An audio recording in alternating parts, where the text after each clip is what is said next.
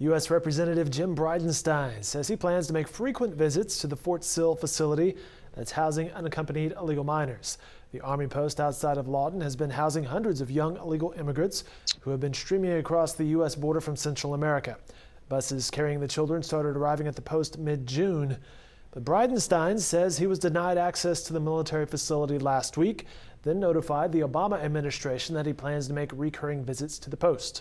A representative for the Department of Health and Human Services, which is overseeing the operation in Lawton and on other posts, says the agency has been organizing tours as frequently as possible and will continue to schedule tours of the temporary shelters on a regular basis.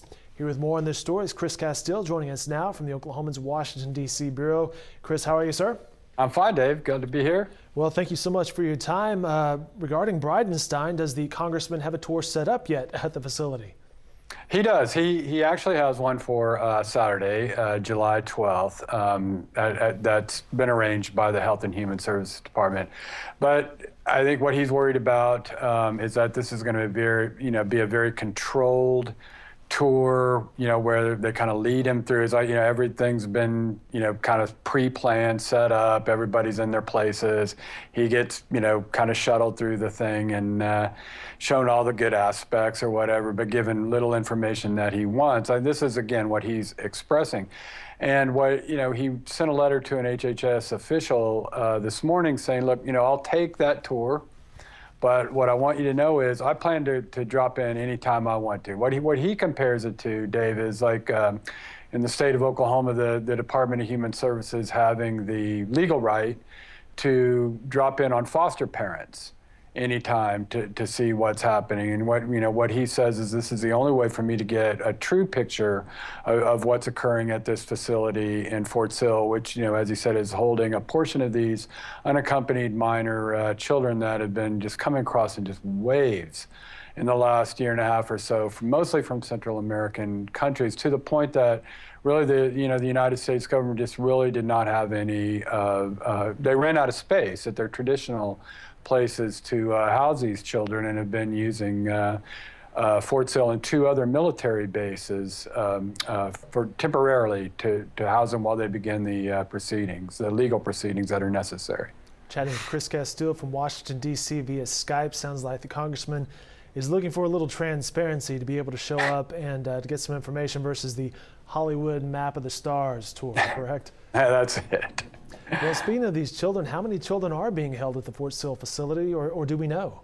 Well, the last memo to Capitol Hill from the government agencies involved in this, and there are basically three, Homeland Security, Health and Human Services, and the Department of Defense, is that Fort Sill is near capacity. They're using some old barracks for this, and they had a capacity of 1,200. As of June 25th, the last memo that was sent to lawmakers, they were at 1,000.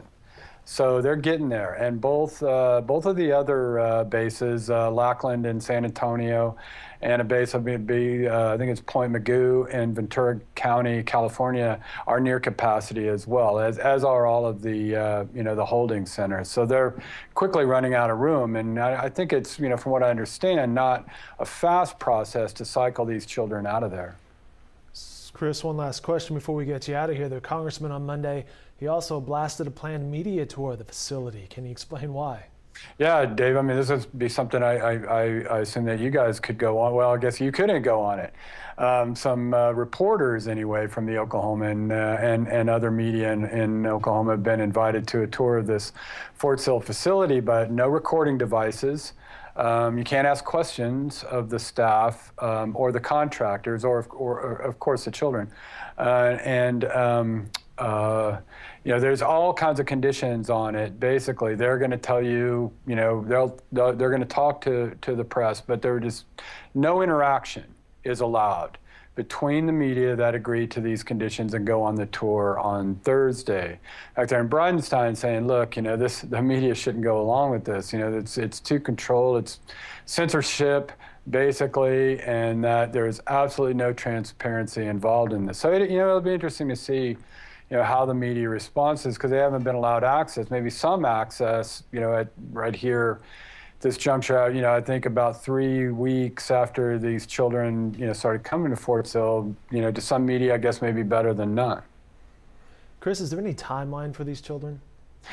For them to be processed out, or for the Fort Sill? I think it's just really, hard to. It's indefinite. I think the administration, Dave, has really been tight with information about all this. I watched Homeland Security Secretary Jay Johnson on Meet the Press yesterday, and it was amazing how little he would say about this. And that that is just true across the board with the administration on all of this. And you can understand when you're talking about the children themselves. These are minors, very vulnerable, but it's just the policy. I mean, they would not even say, Secretary Johnson, are you trying to deport them? How many kids do you expect will be deported through this process? Nothing. Really, they just will not say anything.